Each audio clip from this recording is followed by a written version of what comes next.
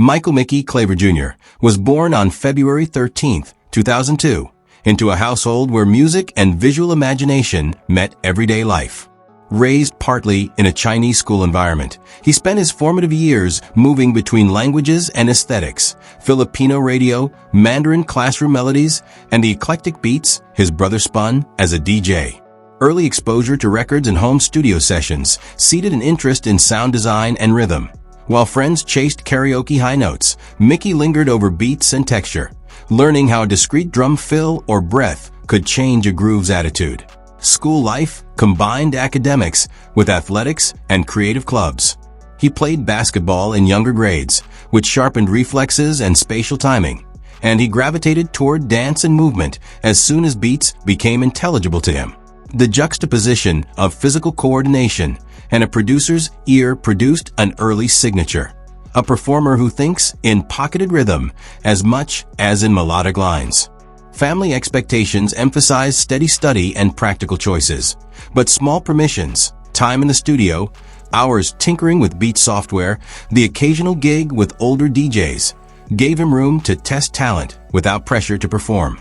Personality in youth balanced quiet curiosity and playful experimentation.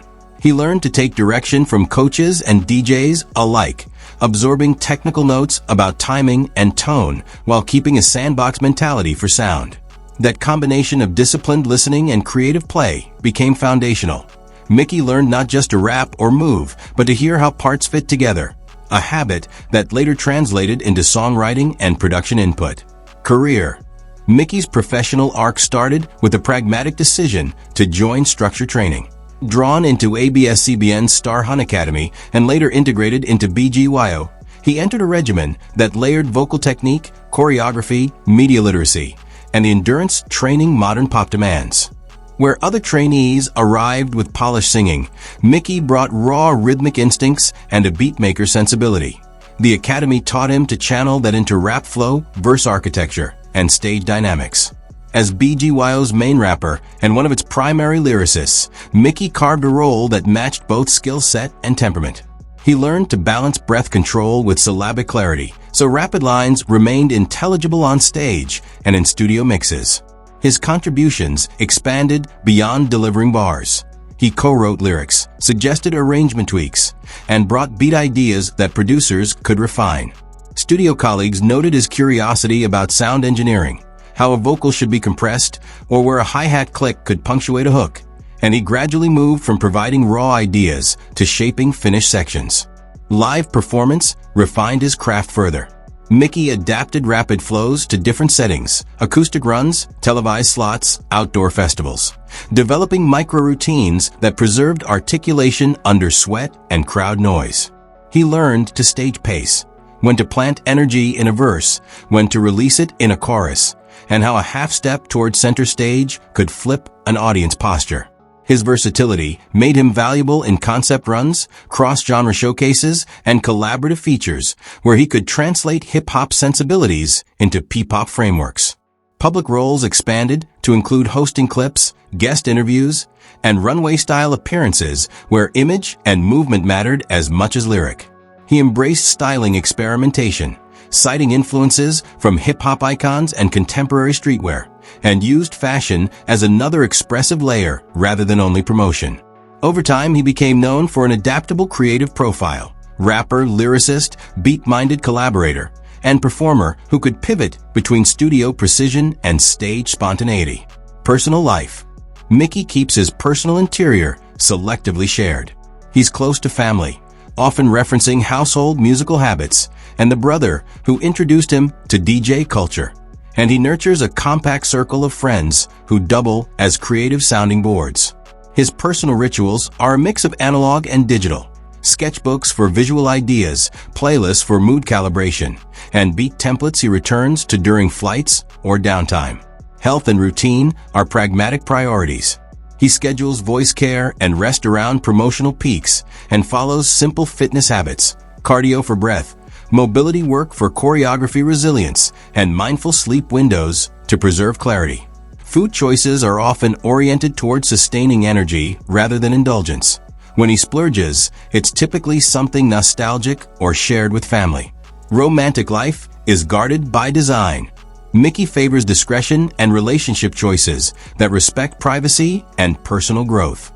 Emotionally, he's candid in small doses, grateful public statements, occasional vulnerability in interviews, but tends to process setbacks through creation, writing, producing, or sketching until ideas settle. That creative processing is part of how he manages pressure and keeps momentum. Lifestyle. Mikki's public image blends accessible street sensibility with a designer curiosity. He experiments with gender-fluid styling, oversized cuts, and mixed textures, choices that signal taste as much as identity. He speaks about visual curation, how a silhouette can support a lyric or how footwear choices can change movement quality on stage. Real estate and cars are treated practically. He favors living spaces that double as creative zones, rooms with good acoustics for beat work, daylight for sketching, and compact setups that support late-night production sessions. Vehicles are chosen for utility and comfort, facilitating studio runs and family visits rather than serving as status statements. Financially, he takes a measured approach. Income sources include BGYO revenues, songwriting shares, streaming royalties, endorsements, and occasional acting or guest appearances. He reinvests in tools that sharpen craft, software, home studio upgrades, and training, and prioritizes savings and modest investments that preserve independence. This pragmatic stewardship aligns with an artist's intent on a sustainable creative life rather than flash growth. Legacy. Mikki's likely legacy will be as a creative bridge, a rapper who carried producer-level thinking into mainstream P-pop, and an artist who modeled how genre fluency can enrich a group's sonic palette. He may be remembered for lines that cut through a chorus, for hooks that owe as much to beat placement as to melody, and for studio notes that nudged arrangements into sharper shapes. Beyond individual moments, his deeper contribution could be cultural, normalizing the beatmaker's perspective in a pop ensemble, showing future artists how to move between songwriting, production, and performance without losing cohesion. Aspiring rappers and writers will point to a path he exemplified. Learn the tools, stay curious, and treat every medium as a place to practice craft. In time, Mikki's mark may be less about a single hit and more about the textures he introduced to a generation of P-pop songs. Tighter rhythmic interplay, lyricism informed by DJ culture, and an openness to stylistic risk that expanded what the genre could hold. Mikki Claver Jr.'s story is one of rhythmic curiosity, producer-minded craftsmanship, and fearless style. An artist who brought beat sensibility and lyrical precision to P-pop's soundscape. Subscribe to Celebrity Life Archive for more profiles and tell us who you want featured next.